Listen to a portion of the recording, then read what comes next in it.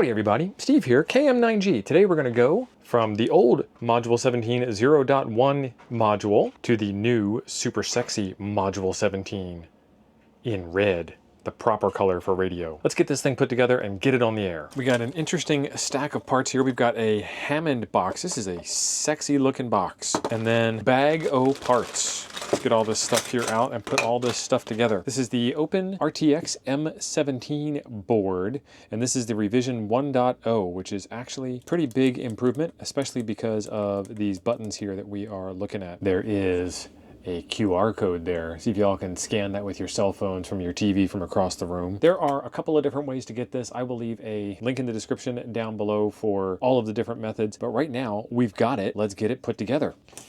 A screen cable, there's the front and there's the back.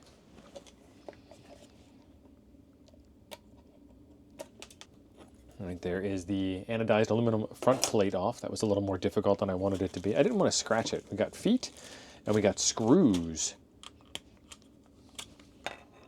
Aha. Probably could have just pulled those off right away to begin with. This top piece here slides out, which gives you room to slide this piece in its place. That's going to be pretty slick looking. And then the board itself slides into place like so. And then we put our cover plates on. Yep, okay. So the board goes into the very bottom, which is where I thought it would go. I just wanted to double check. Get out our screwdriver. Looks like it is a number 2 Phillips. No, it's not. It's a number 1 Phillips, do you believe? Yeah, that looks real good. And then these screws here are just screwing into the slot. There are no threads. So once you do this, you are cutting new threads because this is just aluminum. So it'll be really easy to do.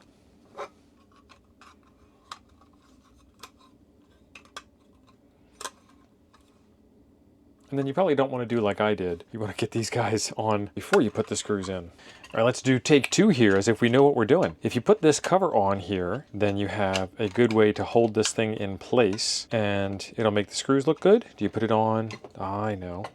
Let's do it the other way. Put it on like that. Oh, there we go. Nice and flush looking. So I only did it half wrong, not all wrong. Keep on sucking until you succeed. Now that I've got the threads cut, that's pretty easy to do. And you can totally do this without the case, but this case is so ridiculously sexy. I couldn't resist. And you can still slide this out until you get the whole thing assembled. But look at that. That is nice. And there is a matching switch here for the run mode or the firmware update mode. And if we slide this in, there's still one more step, but I'm getting excited. I want to see what this looks like.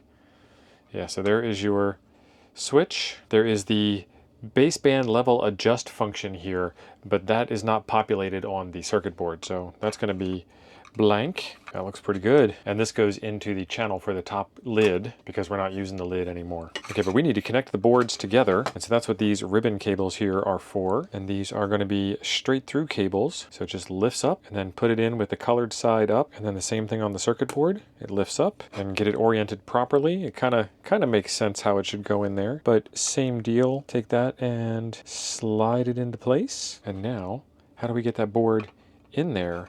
I know what I'm going to do. I'm going to take that out, put this in there. Okay, now the boards are together. And then I can line that up with the bottom hole, line that up with the bottom hole, line this up with the top hole. Careful not to bust that cable open. Hold that over like so.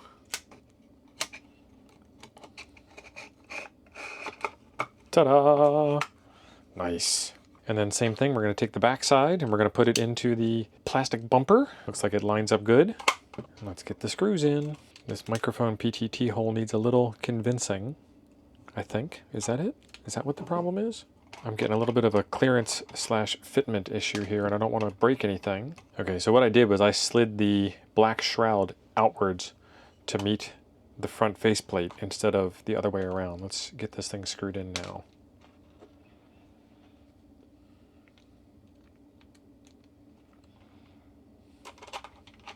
And we have one extra screw. Nice. Let's put these feet on. Normally I'm not a foot putter oner, but in this case we'll see how long they last.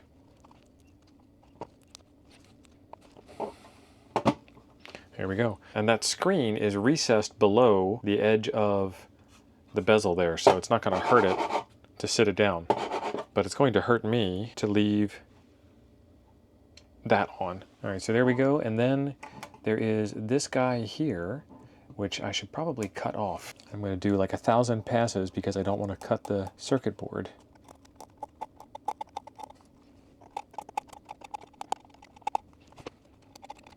There you go, like it was never there. All right, let's apply some power to this thing. 12 volts, 500 milliamps minimum. Oh, it's a 5521, not a 5525. Let's see if I have one of those sitting around there somewhere. Oh, I can power it by USB-C. I need a smaller screwdriver tip to get in there and flip that switch. All right, the power is off, so I can make this switch change. Turn it on, power on, nice.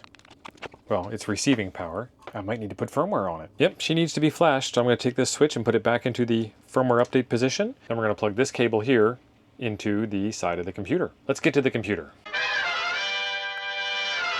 All right, let's get to flashing. There are instructions on Windows or on Linux, and you can obviously do this on Mac OS since it is BSD based. But we're going to do this on a Raspberry Pi because I like Raspberry Pis and doing weird stuff. So first thing we're going to need to do is scroll down, and I got you on all the command line instructions. I got you on the web links and everything, so don't feel like you have to be furiously taking notes. Just watch, enjoy, and we'll get through this together. So I need to get the pre-built binary downloaded. So let's download that by clicking here, and then they have a mirror in case this one doesn't work, but I need the OpenRTX Mod 17 wrap file. I'm going to grab that one. It's going to ask me where I want to put it. I'm going to put it in my downloads folder. That's fine. And then we'll go back to the instructions in case we need them, but I don't think we will. I'm going to need a terminal. So I'm going to launch the terminal and we're going to cover up the instructions. Okay, CD downloads. And there is my wrap file. Now, do I have DFU and DFU util installed? Yep, I have DFU util installed. If you don't have DFU-util installed, the device firmware update utility, you can install it by typing in sudo apt install dfu-util-y. -y is answer yes when it asks you if you'd like to install the thing you just explicitly told it to install. We've already got that, so now we need the command line. Let's get back to our instructions. And this is the command line here. Again, I'll put this in the description down below, and it's on this website, so no need to memorize it, and paste it. And we have our module 17 plugged in, and we have it turned to the firmware update section. So let's run the command. And that was pretty straightforward. That was no pain at all. These M17 boys know what they're doing. Done. All right. Remove the power from the M17 device and turn it back on. Okay, we are back over at the workbench. Let's switch this back to run mode and then plug it in. Hey, now that looks a little bit better. We've got a nice little menu. It wants last or menu. So let's do, does the power button work? Escape to get out. I'm not seeing the power button working. Escape to get out. Let's hit the enter button to get into menu. Let's hit the enter button on settings. Display, brightness is fine. Let's go back up a level. M17, call sign. We need to get into the call sign and change that because my call sign isn't OpenRTX. My call sign is KM9G, and that's the benefit of having a short call sign is it's easy to enter. And we're going to leave the rest of that stuff alone. Module 17, mic gain, PTT in, PTT out, TX phase, RX phase. We're going to leave all that alone for now. Maybe we'll need to change it later. Info, hardware version 1.0, HMI 1.0, BB tuning pot is software instead of hardware like the previous version, and we're at V040 in the firmware for it. About, and there are some of the people that contributed to the project, and then there's a shutdown, which just did a reboot. But in order to really shut it down, we'll just pull the power on it. Okay, we are all up and running. Nice. The next thing you're going to need in order to make progress on this is a 9600 baud capable radio. This is the Yaesu FTM-6000, and it needs to have a data interface on the back, but you'll notice that that data interface there doesn't look anything like that data interface there. So we need to make a cable. You're going to need a 9-pin adapter, and they make these really neat cable kits like this one here. This one is from HD Link, and there will be a link in the description down below for this. But when you're done, you wind up with a very professional looking cable on a very professional looking boot. And this just opens up, and there are what's called terminal blocks inside that allows you to screw the wires in. It comes with a screwdriver that allows you to open and close the terminals. But these are a little tight, so you might actually want to use a real screwdriver instead. But you're still going to need a real screwdriver in order to use these Phillips head screws. And what you'll do is you will put the wire in through the rubber grommet that is included, and that'll make your cable look nice. And then you use this piece here as strain relief on your cable and screw your cable down in place. And now you have all of your wires going over there. It's a pretty nice looking cable setup. Let me show you the wiring diagram here. This is going to be linked in the description as well, but it'll show you where the cable, it'll show you where the wires go on the DE9 connector and where they go on the CT-167 cable, which is what you need for the FTM-6000. Be very careful when you are connecting these up. In each of these cables there are two different black wires, and I've got the one black wire and it goes to, I'm using the continuity mode on my multimeter. So if I connect straight through, I get a noise, and if I don't connect straight through, I don't get any noise, so I know I've got the wrong one. All right, so that is a good match.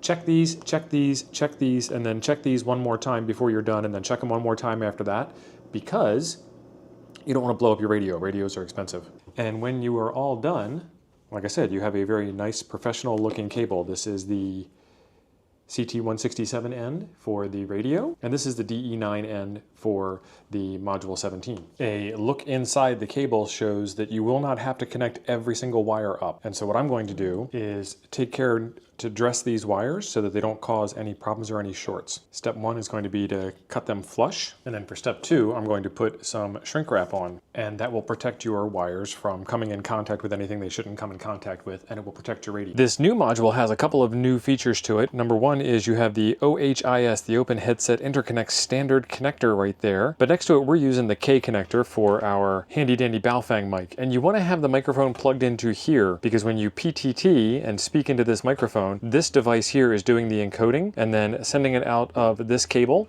which is then sending it into this cable here, this black one in the back of the radio, and then that is how we get the signal out of the radio into the room, into the RF atmosphere type stuff. And I gotta tell you, for a wireless hobby, this is a little ridiculous. There are way too many wires going on right now. If you use the front key mic, you're just keying up on simplex analog going out the front of the radio, and you need to be going in and out of the back of the radio in order to get M17 to work because of this wonderful decoder board thing that we got going on here. So you can see 4X5EV on reflector D has keyed up there, and if I take my microphone here, I'm gonna put it up next to the radio so y'all can see it. I'm going to key up, and you can see that we're putting out some power, and then we get a response back from the hotspot. Now if we go over to our computer screen where we have the hotspot running, and I key up, there we go, I am keyed up, KM9G, TX 3 seconds. Let's look at my favorite page here, the live caller page. Poof. Okay, Kilo Mike 9 Golf testing. Anybody out there? Kilo Mike 9 Golf. And that comes out of the radio speaker on top.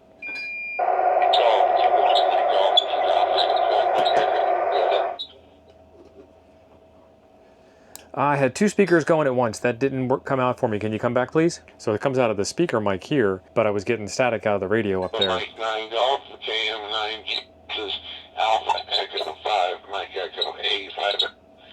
Full copy on you. All right, excellent. Thank you for the response there. I am working on a YouTube video here where I just got the new Module 17 1.0 hardware running. Thanks for coming back. Well, excellent. I've got a Module 0.1E myself that I've been using for years. It's a great product right there. It does a great job of getting the M17 out. Here you might be a little bit high on the drive side there. Can't really tell, but you're certainly very copyable. It's not a problem with copy. It's just observation I'm making there. But I'm on a CS7000 M17 right now. All right, excellent. Thank you for the signal report. Much appreciated. All right, name is Jeff, Juliet Echo Foxtrot. And just for your information, if you want to get more into hanging out with some of the other guys, we do have an M17 that's every Saturday at noon Central Time. And for the next few weeks, it'll be on M17 Oscar Kilo Lima. That's okay. M17 Oklahoma. But it is going to be moving after that point. An announcement will come out during the nets, and it's moving to a big server. So anyway, I want you to be aware of that in case as you're starting to play around with that Module 17 board, you have questions. All right, Jeff, I appreciate that. Thank you very much. I'm going to go ahead and clear with you and finish up working on the video. Hopefully we can get the M17 message out to some more folks out there. Well, there it is. We have got the module 17 1.0 put together. It really was just assembling like Legos. It wasn't really any electronic type stuff. The cable was a little bit hard. I will leave some links in the description down below where you can get the module, the cable primitives, and the connector that you need in order to get this thing running. Inside of the radio, let me show you those settings real quick. This is the FTM-6000 from Yaesu, but it's going to be pretty much the same. If we go into the deep F menu, you need to go to option 16, which is packet speed, and it needs to be set to 9600. Outside of that, you need your frequency on your radio to match the frequency on your Pi-Star dashboard. You need to have your cable that we made plugged into the back, which then plugs in here to the module 17. That thing is so sexy. Use this microphone. In the beginning, I had audio coming out of here. That was the modulated encoded signal, the M17 signal, and I just turned the volume down on the radio. You don't really need any volume on the radio because you're not using the speaker at all. You're using your speaker mic, and some of that sound quality came from here, and some of that sound quality came from probably some mic gain settings or something in there, but it did improve over time because the signal, the packet, the protocol, whatever it is, got stronger and stronger between myself and the server. That's some extra gotchas for you. When you enter your call sign in to the front panel of the M17 module, you need to do KM9G enter. Your call sign, enter. For some reason, when I did it at first, it didn't get the call sign properly and nothing worked at all, and it was really frustrating. I went through 3 different SD cards, 2 different Raspberry Pis, and 2 different MMDVM hats before I got all of this stuff up and working because I didn't enter my call sign in properly.